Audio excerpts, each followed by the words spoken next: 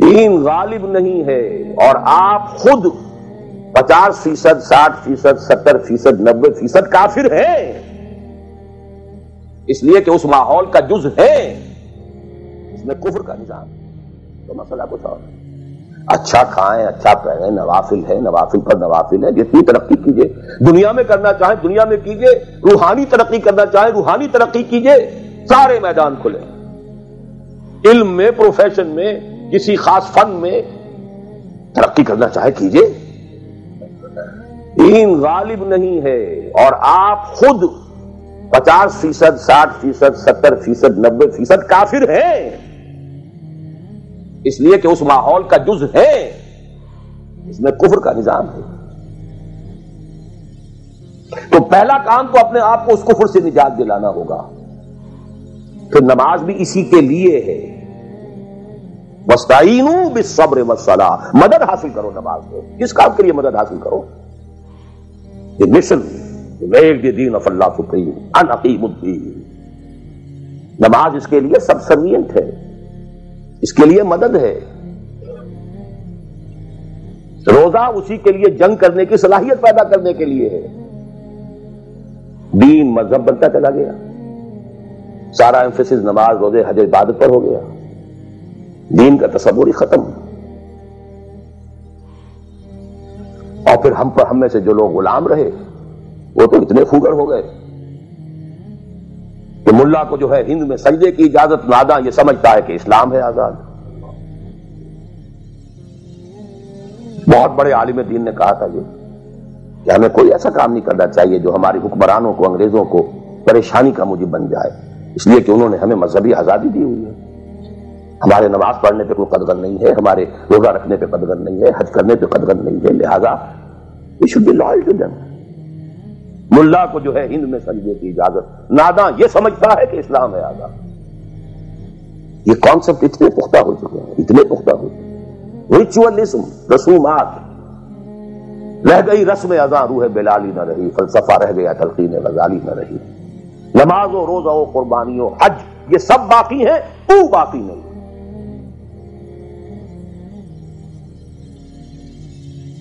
نمازیں بھی ہیں، روزے بھی ہیں، تراویح بھی ہم نے پڑھی ہے، اب موسم آ رہا، عید الاضحیٰ بھی ہوگی، قربانی بھی ہوگی، حج کے لیے بھی جائیں گے، لیکن دنیا پر کوئی اثر اس کا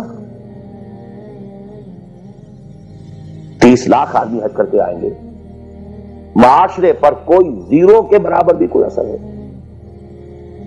جو خود جا کر کے آتے ہیں ان پر کوئی اثر ہوتا ہے؟ جیسے گئے ویسے آئے۔ الٹا یہ کہ یہ اور کانفیڈنس لے آئے کہ پچھلے سارے گناہ معاف ہو گئے، اب اثر نو کرنے کی چھوٹ ہے۔ اسی موٹی سے اور میں اپنا 35 سال کا تجربہ آپ کو بتا رہا ہوں۔ اصل ڈیسائیسو پوائنٹ اس کو سمجھ لیں اگر، تو آپ کا پورا تصور بدل جائے گا، ویلیو اسٹرکچر بدل جائے گا، لیکن نہیں تو پھر جو بھی ہے وہ ہے۔ اب میں ایک عملی سوال کہہ رہا تھا کہ اس میں بڑا عملی سوال ہے، میں کیا کروں؟ میں ایک ایسے ماحول میں رہ رہا ہوں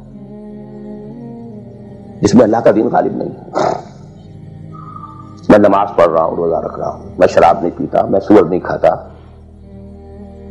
چلو میں نے اپنا اکاؤنٹ جو ہے بینک میں جو ہے کرنٹ اکاؤنٹ رکھا ہوا ہے، میں نے کوئی سود نہیں لیا، نہ سود لینا چاہتا ہوں، کیا کروں؟ اکیلا چنا پہاڑ کو تو نہیں پھوڑ سکتا، پورا نظام تو میرے بدلنے سے نہیں بدل جائے گا، تو میں تو رہا پھر 40%، 50%، 60%، 70% کافر کا کافر۔ تو what's the way out? What's the مخرج؟ بڑی پیاری حدیث ہے وہ جس میں یہ الفاظ آتے ہیں، حضور نے فرمایا انہا ستکون فتنۃ، ایک وقت آئے گا بڑا فتنہ ہوگا۔ حضرت علی فرماتے میں نے فوراً عرض کیا مل مخرج منہا یا رسول اللہ، اے اللہ کے رسول یہ بتائیے اس سے نکلنے کا راستہ کون سا ہوگا؟ یہ نہیں پوچھا کیا فتنہ ہوگا، کیوں ہوگا، کب ہوگا، کیسے ہوگا، کدھر سے آئے گا، کچھ نہیں، نکلنے کا راستہ بتائیے۔ بلکہ ایک اور روایت اس حدیث کی اس سے بھی زیادہ پیاری ہے کہ اصل میں حضرت جبرائیل نے کہا حضور سے یا محمد امتک بعدک، اے محمد صلی اللہ علیہ وسلم کبھی سوچا ہے تمہارے بعد تمہاری امت کا کیا بنے گا؟ تو حضور پلٹ کر سوال کرتے ہیں مل مخرج منہا یا جبرائیل، یہ بہت بڑا پرابلم تم نے اے جبرائیل میرے سامنے رکھا ہے، تب آپ ہی بتائیں اس سے نکلنے کا راستہ کیا؟ قال کتاب اللہ،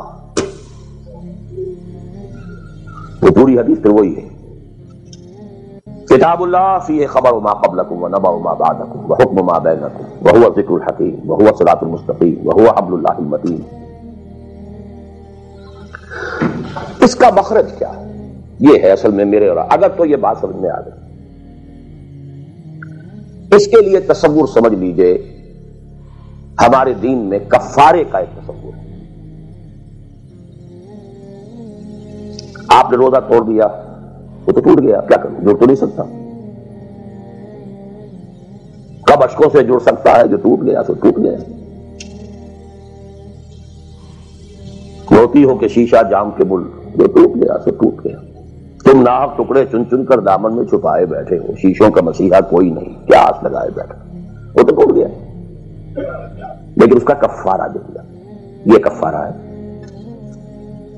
قسم کھائی تھی، یہ نہیں ہے کہ اب توڑ نہیں سکتے، غلط کھا بیٹھے توڑو، کفارہ۔ آج میں اس لفظ کفارہ کے حوالے سے آپ کے سامنے وہ بات کر رہا ہوں۔ اب مجھے اللہ نے پیدا کر دیا اس دور میں، کسی کو ہندوستان میں پیدا کیا، کسی کو انگلستان میں کیا ہے، کسی کو امریکہ میں کیا ہے، کسی کو پاکستان میں کیا ہے، کچھ کو پاکستان پہنچا دیا ہے چاہے زبردستی چاہے اپنی مرضی سے، کسی کو یہاں پہنچا دیا ہے چاہے کسی بھی نیت اور کسی بھی ارادے سے، لیکن اب ہے کہیں ہے، کیا کریں؟ کوئی کفارہ ہونا چاہیے، کوئی مخرج ہونا چاہیے، بس یہی کفارہ ہے۔ پھر نوٹ کر لیجئے اس ماحول سے سوائے سبسسٹنس لیول کے اور کچھ حاصل مت کرو، اور اس سبسسٹنس لیول پر بھی جو کچھ تم نے کھایا پیا ہے اور سانس لیا ہے، جو انرجی کریٹ ہوئی ہے، اس کا میکسیمم اس جہاد میں صرف کر دو کہ اس نظام کو بدلو۔ تمہاری یہ جد و جہد، تمہاری یہ کوشش کفارہ بن جائے گی اس کا۔ معذرۃ الی ربکم، معذرت پیش کر سکو گے اللہ کے۔ اے اللہ میں نے اس نظام کے ساتھ ریکنسائل نہیں کیا، اے اللہ میں نے اپنی توانائیوں اور اپنی محنتوں سے نہ اپنے لیے کوئی جاگیر بنائی نہ اپنے لیے جائیداد بنائی، اے اللہ میں کوئی دولت چھوڑ کر نہیں مرا، اے اللہ میں نے اپنے بچوں کو بھی اسی کام کے لیے لگا دیا، میں نے ان کی دنیا سے بڑھ کر ان کی عاقبت کی فکر کی، نہیں کر سکا، آگے کچھ نہیں ہو سکا تو میں بے بس ہوں۔ حضرت نوح بھی تو بے بس تھے، کیا کر گئے؟ لیکن اگر کسی بھی درجے میں ریکنسیلیشن ہے، کمپیٹیبلٹی ہے، اس کو آپ نے ایکسپٹ کر لیا ہے، اس میں پھلنے پھولنے اور پھیلنے کا بندوبست کر رہے ہیں، you are doomed. Every thing will be multiplied by a big zero and will become a zero. یہ ہے جو میں سمجھا۔ اس کا نام ہے جہاد، کانسٹنٹ فرکشن، کانسٹنٹ اسٹرگل، جان مال، ان صلاتی و نسکی و محیای و مماتی للہ رب العالمین۔ میری زندگی کا مقصد تیرے دین کی سرفرازی، میں اسی لیے مسلمان، میں اسی لیے نمازی۔